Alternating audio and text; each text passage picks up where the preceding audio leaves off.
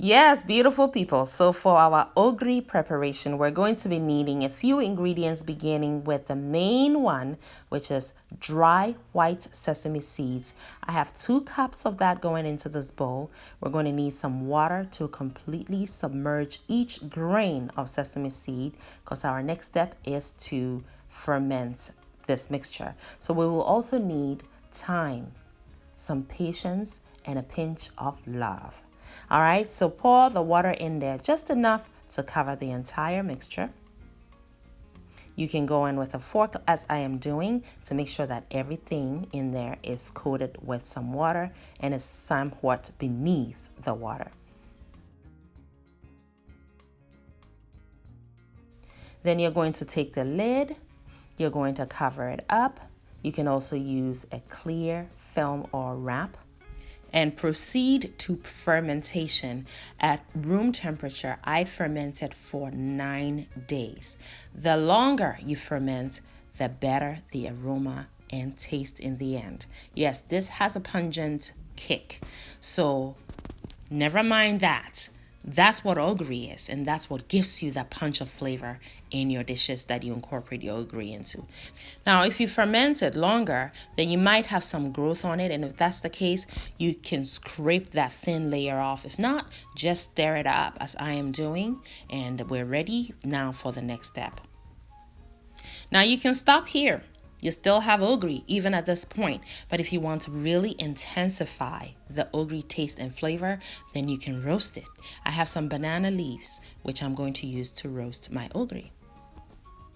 The banana leaves are available at a Vietnamese store here known as Lily's. They come frozen. So when I get them, I clean them thoroughly with a mixture of water and some vinegar.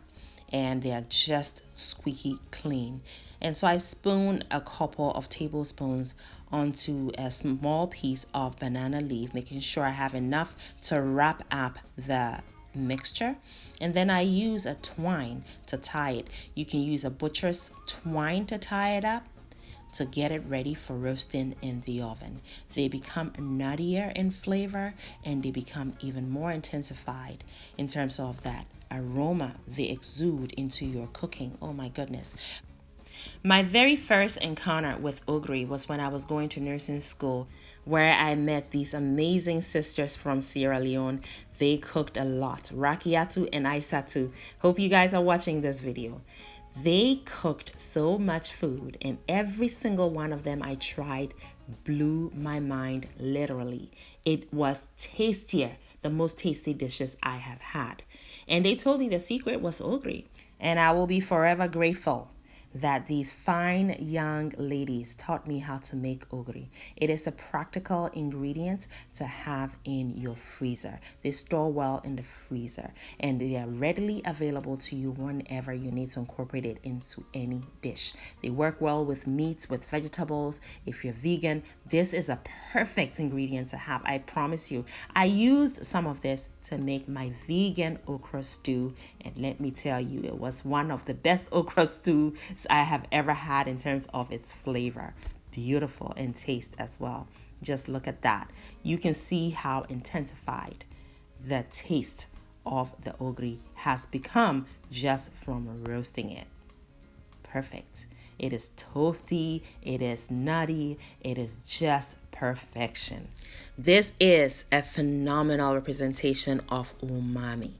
I even have a little bit of ogiri in my homemade all-purpose seasoning, which you've been asking for the recipe, and I will share that pretty soon.